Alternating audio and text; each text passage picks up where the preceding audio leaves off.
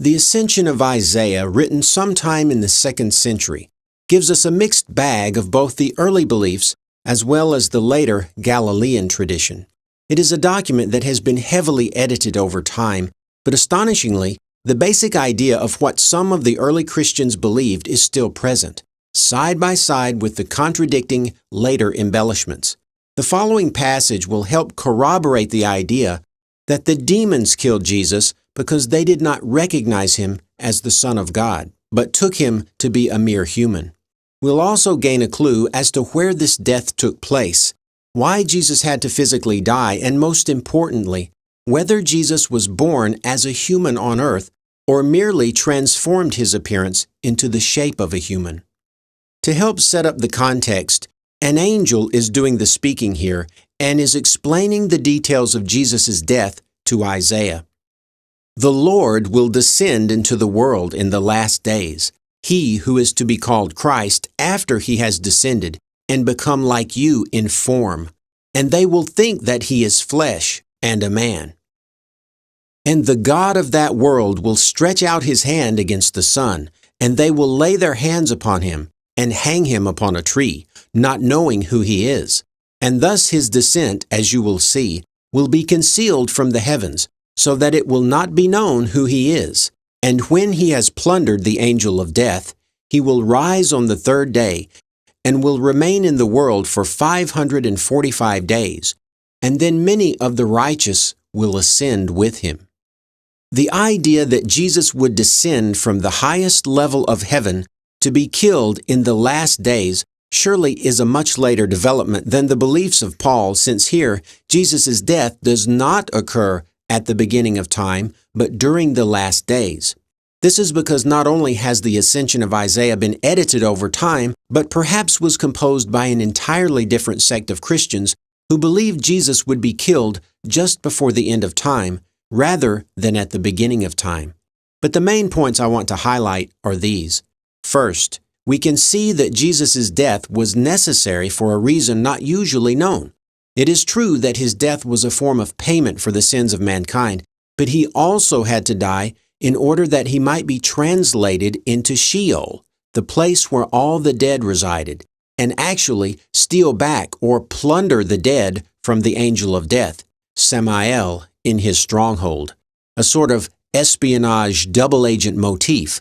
By actually tricking the demons into killing him, Jesus could then die and go into Sheol, where all the dead were being kept, and steal them back to the land of the living. We know this is not mere symbolic language, because if by merely dying Jesus could defeat death, there'd be no reason to depict him as actually going into Sheol. We can see this idea a little more clearly in the passage from chapter 10. Go forth and descend through all the heavens, and thou wilt descend to the firmament, and that world, to the angel in Sheol, thou wilt descend, but to Haguel thou wilt not go, and thou wilt become like unto the likeness of all who are in the 5 heavens, and thou wilt be careful to become like the form of the angels of the firmament, and the angels also who are in Sheol. And none of the angels of that world shall know that thou art with me and of the 7 heavens and of their angels. Much more could be said about this idea, but let's move on. Secondly, it is Satan who is described as stretching out his hand against Jesus, and the phrase, they will lay their hands upon him and hang him upon a tree, most likely refers to the demons and not the Jews or Romans for a couple of reasons. 1, it comes immediately after the mention of Satan. 2, both Satan and they are depicted as grabbing Jesus physically with their hands.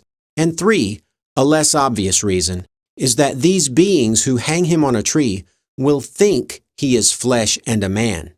This point really should be stressed. What else would the Romans and Jews think if they saw something shaped like a man that walked and talked like a man? But the big clue here is that just because the Romans or Jews saw Jesus and assumed he was a man, would have been no reason to kill him. They would not have killed Jesus just because he looked like a man.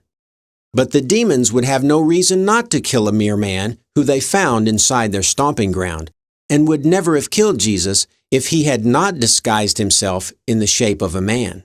These demons who kill Jesus do so because they do not recognize him as the Son of God and think he is just a normal man that they can kill. Remember, in the last video, we read a similar statement from Paul. None of the rulers of this age understood it, for if they had, they would not have crucified the Lord of glory. So we now have further corroboration that the demons killed Jesus, but we've also seen a merging of both early and late beliefs into one document. Not uncommon, but rather the norm. New ideas spawned new apologies and explanations, and we see this in almost every Christian document. But the part that's most intriguing is the part about Jesus merely looking like a man. They will think that he is flesh and a man. Jesus is depicted as taking on the shape of a human and not actually becoming human. He merely takes on the appearance of a man after descending through the levels of heaven, and the phrase "they will think that he is flesh and a man" certainly seems to leave no room for a human Jesus. But some may want to argue that this passage is not from the Bible. That's why it was not included as Holy Scripture. This is just a heretical view of later Christianity. This is merely a form of Docetism, where Christians denied the physical body of Jesus but still believed he was on earth and did all that the Gospels claim. Once again, the answers can be found in the earliest Christian writings. Let's see if any of the earliest New Testament documents contain this idea of Jesus not really being a human, but simply looking like one. If we can find this, it's going to hammer yet another nail into the coffin of the historical Jesus. Why don't we start with who else? Paul the Apostle.